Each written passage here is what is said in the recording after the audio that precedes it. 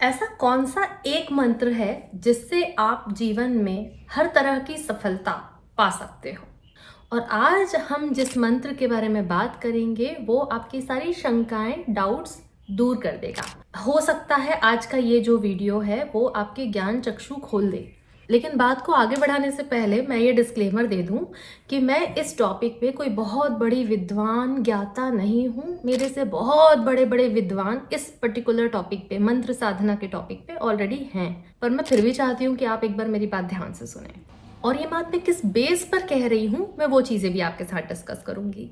तो मेरे पास ना सालों से मैं इस फील्ड में काम कर रही हूँ और अलग अलग तरह के लोग आते हैं। कई तो इस तरह के भी बहुत सारे क्लाइंट्स आते हैं जो अलग अलग मंत्र साधना में होते हैं, जिनके पास जागृत कुंडलिनी का भी एक्सपीरियंस होता है। और इन सब चीज़ों के बावजूद वो मुझसे आकर कहते हैं कि लाइफ में समस्याएं पहले से बहुत बढ़ गई हैं, कम नहीं हुई हैं, बहुत बढ़ गई हैं। अच्छा, कई बार वही मुझे ये भी बताते हैं कि उन्होंने कितनी कठोर साधना करी, कितने कठोर तप करे और उससे उनको ये एक जो छोटी सी डिज़ायर उनकी थी वो उसी से मैनिफेस्ट हुई है। आजकल YouTube पे आपको रोज नए मंत्र मिल जाएंगे कि आप ये मंत्र कर लो और इससे आपकी हर समस्या दूर हो जाएगी। यहाँ से मेरे सवाल शुरू होते हैं कि मान चलो आपको 1 किलोमीटर पैदल चलने की आदत नहीं है, लेकिन आपने किसी की बात मानकर अचानक से 5 किलोमीटर पैदल चलना शुरू कर दिया, तो क्या आप वो आसानी से रोज कर पाओगे? और अगर आप उसको कर भी रहे हो तो आपको दिन भर में जो आपकी डेली वॉक, डेली एक्टिविटीज रहेंगी, क्या उन पर कोई असर नहीं कर पड़ने वाला है? कि आपको कोई थकान नहीं होगी, आप उतने ही एनर्जेटिक रहोगे, कि आपके पैरों में दर्द नहीं होगा? ये सब कुछ होगा, लेकिन किसी तरीके से आप फिर भी 1 महीने तक चलाते जाते हो खुद को। वो 1 महीना तो आपके लिए मुश्किल होगा, आई डोंट नो बीच में आप कब छोड़ दो। हो सकता है आप ये भी करो कि नहीं भैया, हमने तो वॉक स्टार्ट करी थी, हमारे लिए बड़ा मुश्किल रहा।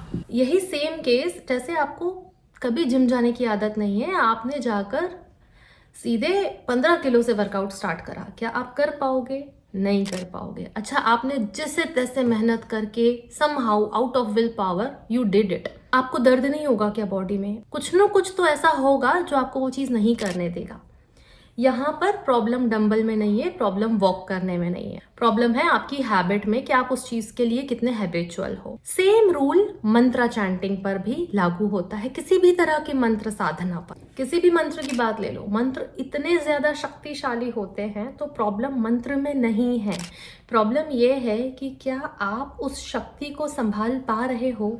मेरे पास कल ही एक क्लाइंट आए जो मुझसे कह रहे थे कि मेरे घर का माहौल ठीक नहीं रहता और मोस्ट ऑफ द केसेस वो उन्हीं की वजह से बिगड़ता है क्योंकि उनको बहुत तेज गुस्सा आता है, जबकि ये जो पर्सन थे इनके हिसाब से ये बड़े शांत किस्म के इंसान हैं। मैंने इनसे पूछा, क्या आप किसी मंत्र साधना में हो, क्या आपने कुछ नया स्टार्ट करा है? तो इन्होंने कहा हाँ, मैंने ऐसा ऐसा चीज़ें शुरू करी है।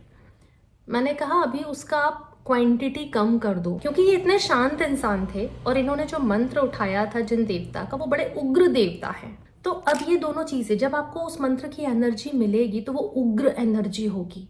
क्या आप उस उग्र एनर्जी को संभालने की आदत है आपको? नहीं है। तो ऐसे में जब आप उसको नहीं संभाल पाओगे, मतलब एक फरारी है आपके पास जिसको आपको चलाने की आदत नहीं है, अब वो यहाँ वहाँ जा रही है। अब ये नोट किया जाए, मैंने अभी तक ये नहीं कहा है कि किसी भी मंत्र में प्रॉब्लम है। प्रॉब्लम आपके उस एनर्जी को संभाल पाने, आपकी अपनी कैपेबिलिटी में है, आपके अपने सामर्थ्य में। एक और चीज आती है मेरे पास कि मैम हमने तो एक मैम से ये भी सुना था, वो भी सुना था, वो भी सुना था। तो YouTube से या किसी से सुन के लोग बड़ी आसानी से अपनी देवी देवता बदलते रहते हैं कि इनका भी ये कर लो, इनका भी ये कर लो। देखो, ये जो मंत्र साधनाएं हैं ये अफर्मेशन जैसी नहीं है कि 15-17 साथ में चला लिए, 2 घंटे तक अलग अलग अफर्मेशंस चल रहे हैं। अब यहाँ पर भी प्रॉब्लम देवी देवता बदलने में नहीं है। हमारे यहाँ तो वैसे भी मंदिर में अलग अलग देवी देवता होते हैं और हम सभी की पूजा करते हैं, लेकिन जो लोग सालों से किसी एक इष्ट को मानते हैं और अचानक से वो दूसरे की साधना करने लग जा रहे हैं क्योंकि किसी ने कह दिया है कि ये करो, इससे ये हो जाएगा।